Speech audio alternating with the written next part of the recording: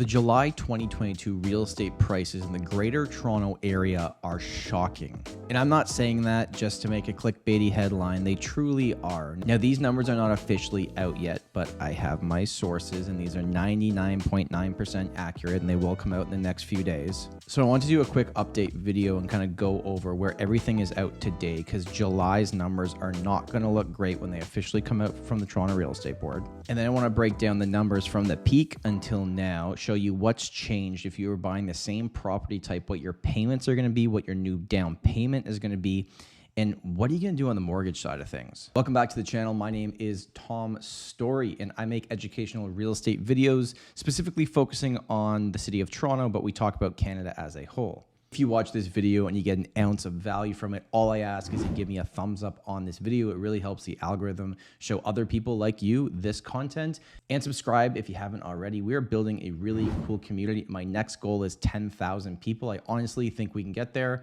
by the end of the year. After watching this video and you look at the numbers, if you have any specific questions for me, want to learn more about it, or thinking of making a move in this crazy Toronto real estate market, you can book an appointment directly with me. First link in the description, a buyer call, a seller call, or a call to chat about the market. And final thing before we jump into the numbers, if you haven't already checked out the Tom Storey Show, it's a new podcast. It's got its own YouTube channel. It's also on Spotify, Apple Podcasts, everywhere you listen to your podcast. Check it out. The last guest was Noel Matthias. That episode has done very, very well. And our upcoming guest this Sunday is Daniel Foch. That's one you don't want to miss. So let's just get right into it today. Let's break down these numbers and show you what's happening. So in all of July for the GTA, your average sale price was $1.1 million, or just above that.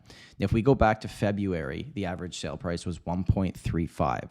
That's a big change in sale price. So obviously these interest rate hikes are really having an impact on the market. And of course they are, right? It makes properties less affordable. So then prices have to come down to catch up with where the mortgage rates are going up. And we're also going to break down today on a few different asset classes.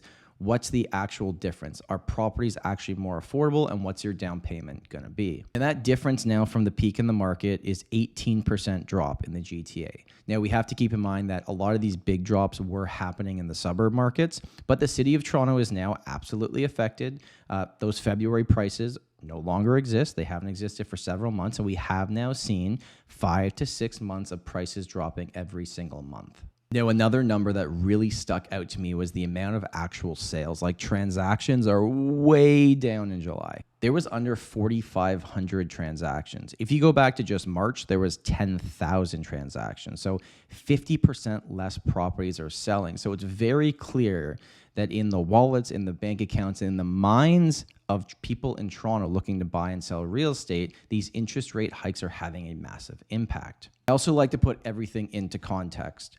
In this video, I'm basically showing this month versus the peak of the market. And obviously things are way different now because money costs a lot more to borrow. And historically, July and August are not great months for the Toronto Real Estate Board. Pretty much every year, with some exemptions, you see the year start, prices go up, then they come down over the summer, then they go up again in the fall, and then they come down in the winter. That's why it's called the spring and fall market. And that's why most sellers want to go to the market during those times. But then we got to break down the asset classes. And the number that truthfully was the most shocking to me is that detached home sales, which in the peak of the market were over $2 million, were under $1.6 million this month. They're in the mid $1.5 million. That's a massive drop from what we saw earlier on in the year. So I want to run some numbers with you for the detached side of things, just to put everything in perspective. So let's jump over here to a mortgage calculator. Okay, so let's say earlier on in the year, you bought a property for $2 million, because that was basically the average, and you're putting 20% down. Let's do a 30-year amortization. Now, we got to change that 5-year fixed rate to 2.5, because that's basically where it was in February. That means your payment would have been about $63.11 per month. Okay, so what about today? Let's change the sale price to $1.5 million, okay? So now we also change the mortgage rate. Now, in both of these examples, we're doing 20% down, and we are doing the 30-year uninsured amortization. Let's switch it to 4.79. So your payments are $62.55. But the big difference to me is the down payment is now $300,000, where at $2 million, that down payment was $400,000. So buying at a lower price with higher interest rates, even if your payment is essentially the same or slightly more, long-term is still probably a way better alternative. Now, this is a conversation I've had with a lot of people recently where it's like, okay, if I buy now at a lower price, but the rates are going to be higher, where should I go on the mortgage side of things? Now, I am 100% not a mortgage broker, but this is what I would specifically do right now if I was in that situation. I still personally am a variable rate person. I know a lot of people aren't happy that took variable early in the year, but I'm okay to ride the wave long term. But there's also an alternative I'm looking at right now. So maybe taking 1 to 2 year fixed rate money at a reasonable rate, and then hoping that when that renewal comes up in a year or 2 years, then you can jump down to the variable when rates have come down again. That's what I would personally do, but you got to talk to your mortgage broker and figure out what works best for you, and truthfully, just what's not going to make you stay up at night. Now, semi-detached properties were trading just under $1.3 million. Earlier in the year, they were $1.5 million, and condos were down in the 416 area code of Toronto to about $750,000. They were at a peak of $830,000 earlier in the year. So obviously, if you are a buyer looking at the market right now and saying, where's the best value from previously in the year, it would be detached properties, but they are also still very expensive, all things considered. I did notice the last week of July was actually fairly active on our own listings. We sold 3 of our listings last week conditionally.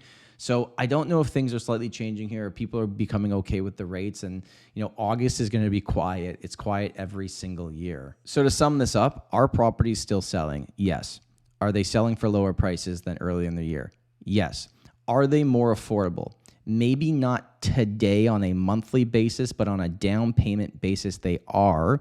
And then if you look long term, what could potentially happen with rates, and you're going to buy and hold this property for a while, yes, it's better to buy now at a lower price with a higher rate than at a higher price with a lower rate that could fluctuate, or when you come to a renewal, could jump up a lot. Also, did these numbers shock you as much as they shocked me? I knew July wasn't going to be great, but they came down a lot. Thanks so much for being here and watching this video. If you liked it, give me that thumbs up or subscribe to the channel. My name's Tom Storey, and remember, home is where your story begins.